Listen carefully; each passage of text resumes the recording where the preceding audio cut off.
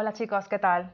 He creado este vídeo en esta ocasión para que sepáis cómo es la estructura y cuáles son los procedimientos básicos que tenemos que tener en cuenta para realizar un examen de PBAU con mucho éxito. Así que bueno, estas son las partes en las que he dividido mi vídeo. Primero vamos a hablar de aspectos generales, después vamos a hablar de la estructura de la prueba, vamos a ver cuáles serían las características del bloque A, bloque B, bloque C y finalmente os voy a dejar algunos consejos y recomendaciones generales. Entonces, ¿cuáles serían los aspectos generales? ¿Qué es lo primero que tenemos que saber? En primer lugar, lo que vamos a ver sería el formato y es importante saber que en este año la prueba va a tener la misma estructura que en la convocatoria 2019 y 2020. Sabéis que en la convocatoria 2019-2020 supuso un antes y un después en lo que han sido las pruebas de PBAU, así que tal y como ha sido en esta convocatoria, lo que nos vamos a encontrar en cuanto a formato es lo siguiente.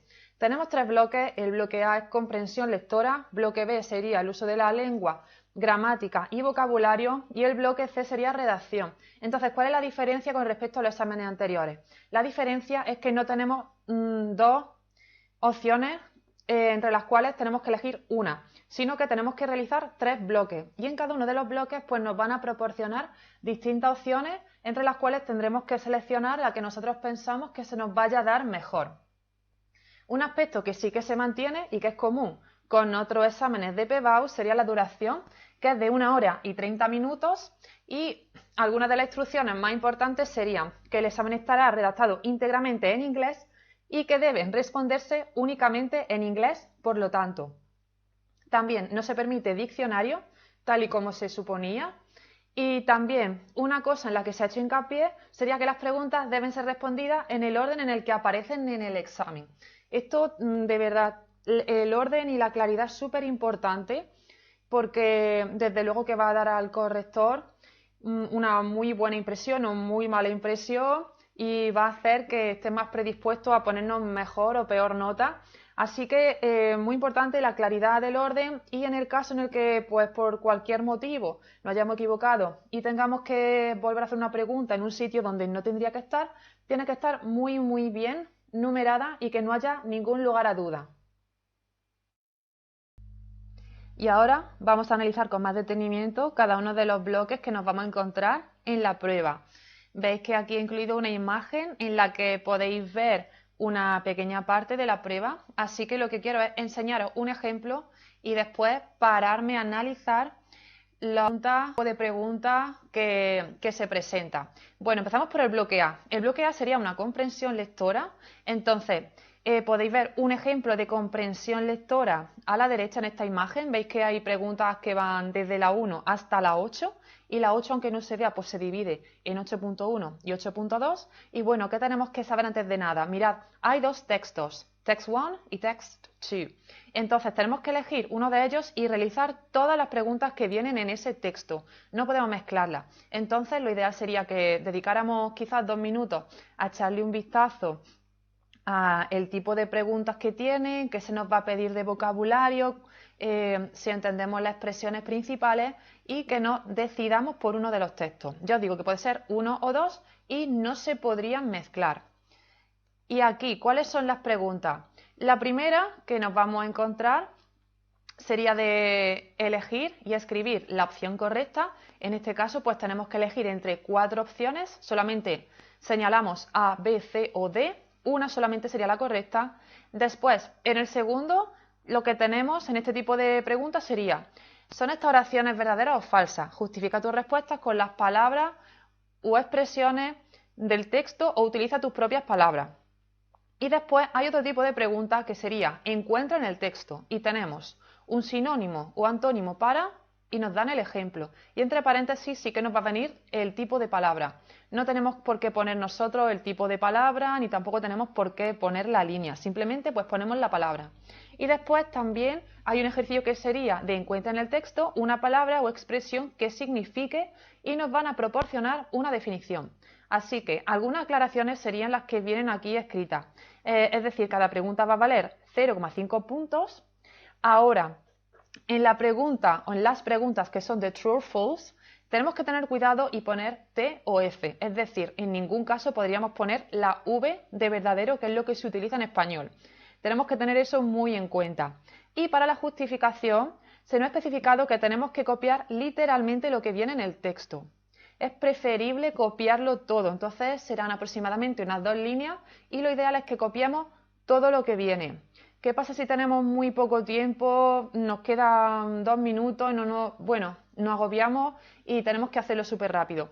En ese caso sí que habría que poner las primeras partes, las primeras palabras del extracto que queremos poner, después puntos suspensivos y las últimas, pero este tendría que ser ya nuestro último recurso. Y en ese caso, pues también podríamos poner el número de líneas o de líneas, porque solamente con la línea no nos van a valorar la pregunta porque está incompleta. Y el último punto sería que en las preguntas de vocabulario y en las expresiones, es decir, la que viene aquí como el número 3, Finding the Text, hay 2 subsecciones. Cada una vale 0,25. Y bueno, si la palabra que nos piden es un verbo, pues podemos copiar el verbo como viene en el texto, es decir, con la terminación ed, con la terminación ing, con s, o también en la forma base. De cualquiera de estas formas sería válido. Bueno, ¿qué nos vamos a encontrar ahora en el bloque B? El bloque B sería de uso de la lengua, es decir, preguntas que tienen que ver con la gramática y que tienen que ver con el vocabulario. Y en este caso, pues tenemos 12 preguntas en total, de las cuales tenemos que elegir 6. Y si por cualquier motivo respondemos más, que no es lo que tenemos que hacer porque con 6 sería suficiente, pues solo nos van a corregir las 6 primeras, es decir, que a partir de las 7 es como si no existiera. Así que aquí os dejo una imagen de cómo sería el formato del bloque B. Vamos a ver ahora cuál es la tipología de las preguntas que nos podemos encontrar en esta sección y bueno, voy a traducirla a español. Fill in the gaps with the correct form of the verb in brackets sería rellena los huecos con la forma correcta del verbo entre paréntesis. Siguiente sería fill in the gaps with the correct option, que rellena el hueco con la opción correcta. Te dan variaciones y tienes que elegir cuál sería la correcta. Después tenemos turn the following sentence into the active voice o turn the following sentence into the passive voice. Es decir, tenemos que convertir a activa o a voz pasiva.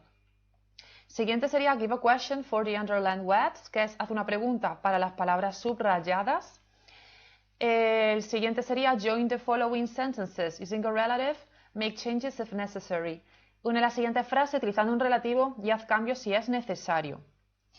Después tenemos la siguiente, que bueno, hay una pregunta que nos puede aparecer 2 veces, el mismo tipo de pregunta, que sería rewrite the following sentence without changing its meaning, begin as indicated. Vemos que también aparece 2 líneas más abajo. Bien, esto sería reescribe la siguiente frase sin cambiar su significado y comienza como se indica. Es decir, que son preguntas de parafrasear, de decir una frase pero cambiando algunas de sus palabras y alguna estructura. Ahora, la pregunta que se queda en medio, que no hemos dejado en medio, sería complete the following conditional sentence, que es completar la siguiente oración condicional. Después saltamos a la de there are 2 mistakes in this sentence, find the mistakes and rewrite the sentence correctly. Sería hay 2 errores en esta frase. 2 errores, ¿vale? Encuentra los errores y reescribe la frase de forma correcta, teniendo en cuenta que hay 2 errores. La penúltima sería convierte la siguiente frase a estilo directo o estilo indirecto. Reported speech sería estilo indirecto. Y finalmente tenemos use the words in the boxes to make a meaningful sentence. Use all and only the words in the boxes without changing their form. Utiliza las palabras en los cuadros para hacer una frase con significado. Utiliza solo y exclusivamente las palabras en los recuadros sin cambiar su forma. Así que bueno, muy importante que sepamos lo que significan estas preguntas para que sepamos lo que vamos a hacer. No vamos a encontrarnos preguntas que sean diferentes a estas, sino que van a ser estas y bueno, van a venir en este orden, numeradas y ya pues tenéis que pensar que de estas tendríais que hacer la mitad. De 12, 6. Ahora, otras cosas a tener en cuenta serían que cada pregunta vale 0,5 puntos. También que hay preguntas graduables, es decir, pueden puntuar 0,25 si parte de la respuesta está bien y no graduables porque se tienen bien o mal en su totalidad. Entonces, esto de graduable quiere decir que si hay cosas que hemos acertado de la pregunta, aunque tengamos algunos errores, pues sí que nos van a dar 0,25, que es la mitad de lo que vale. Un ejemplo pues sería convertir una frase a la voz pasiva y por cualquier motivo se nos olvida poner el complemento agente. Si tenemos bien el verbo, sí que nos darían 0,25. Y bueno, y algún ejemplo de preguntas no graduables, pues sería la última, en la que tenemos que ordenar las palabras que vienen. Y ya lo último que tenemos que saber es que las dos primeras preguntas, que son fill in the gaps, rellena los huecos, están divididas en dos secciones y cada una va a valer 0,25 puntos, así que si queremos el 0,5 tenemos que tener las dos opciones bien. Y llegamos ya al último bloque que nos queda, el bloque C, que sería la redacción o la expresión escrita.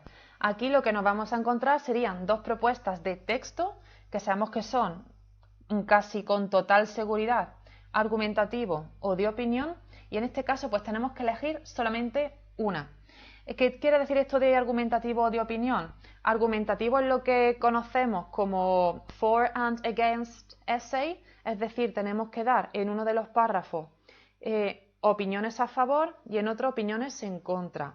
Y en un texto de opinión, pues lo que tenemos que hacer en los dos párrafos centrales, en los dos párrafos del cuerpo, pues sería simplemente pues mostrar nuestra opinión, mostrar dos perspectivas acerca de un tema que nos propongan. Y bueno, en este caso, pues el título que nos vamos a encontrar sería Write a composition of approximately 120 words about one of the topics proposed and focus strictly on it. Choose one topic only, es decir, escribe una composición de aproximadamente 120 palabras acerca de uno de los temas que se propone y céntrate de manera estricta en él. Elige solamente un tema. Bueno, pues en este bloque lo que tenemos que saber, tenemos que tener claro es que nos van a puntuar con 3 puntos en total, en el mejor de los casos, y esta puntuación se va a distribuir de la siguiente manera. En primer lugar, corrección gramatical, que es lo que viene siendo el uso del inglés, sobre todo las formas gramaticales, que sabemos que tenemos que saber aplicarlas y también tenemos que intentar pues demostrar todo lo que sabemos. El 2 sería la riqueza y la precisión léxicas, y en este caso pues que tengamos un vocabulario amplio, que no repitamos palabras, que las palabras estén muy bien escritas sin errores de ortografía. Y en tercer lugar, pues serían los aspectos textuales y comunicativos, y esto sí que engloba pues el uso de conectores, engloba la estructura, engloba que sepamos comunicar y también los signos de puntuación y que no mezclemos ideas. Y bueno, cada uno de los aspectos anteriores se va a evaluar con 0, 0,25, 0,5, 0,75 o un punto. Otra cosa importante sería que hay que ceñirse al tema elegido. Es decir, que si escribimos acerca de algo que no tiene nada que ver, pues no nos lo van a corregir. Eso daría lugar a un 0. Tenemos que escribir acerca de lo que se nos pide. Y tenemos que tener mucho cuidado para no confundir el tema con otro tema que sea parecido. Tenemos que leer muy bien el título de la composición y escribir solamente acerca de eso. Y bueno, ya que nos dicen que tenemos que escribir alrededor de 120 palabras, lo ideal sería escribir de 110 a 130, no menos de eso. Y bueno, no se penaliza por escribir más, aunque los errores serán tenidos en cuenta, así que a no ser que estés muy seguro de lo que estás poniendo, más vale que escribas poco, pero que esté bien escrito. Bueno, finalmente os dejo algunos consejos y recomendaciones. Todo se podría resumir en que tengáis los ojos muy abiertos, que no se os pase ningún detalle, porque el examen de por sí no es muy difícil, ya que tiene muchas opciones. Tenemos que saber muy bien aquello que se nos da bien, aquello que no se nos da tan bien, y bueno, tener una estrategia clara antes de llegar al examen. Así que bueno, para que lo tengáis claro, estos serían mis consejos. 1. En el bloque A, no mezcles las preguntas, solamente elegimos un texto. 2. En el bloque B, asegúrate de que haces 6 preguntas, ni más ni menos, porque solamente nos van a corregir los 6 primeros. 3. Especifica qué opción eliges en el bloque C, ya que, claro, como nos dan 2 opciones de la composición, pues tendríamos que elegir solamente una opción. Y bueno, he puesto 3, pero sería 4. Sería, deja claro cuáles son las respuestas y qué es el borrador. Os van a aclarar cómo tenéis que presentar vuestro trabajo, pero sí es verdad que una vez que lo entregáis tenéis que dejar muy claro qué es lo que queréis que os corrijan, porque van a ser vuestras respuestas, y qué es lo que queréis que que no se corrija, que va a ser pues una hoja en sucio o el borrador de la composición. Esto es todo. Muchísimas gracias por ver el vídeo. Espero que os haya servido de ayuda y espero que podáis sacarle mucho provecho. Así que me despido con esta cita para motivar un poco, que sería: Be prepared, stay focused, never give up. Estate preparado, estate centrado y nunca abandones. Un saludo y mucha suerte.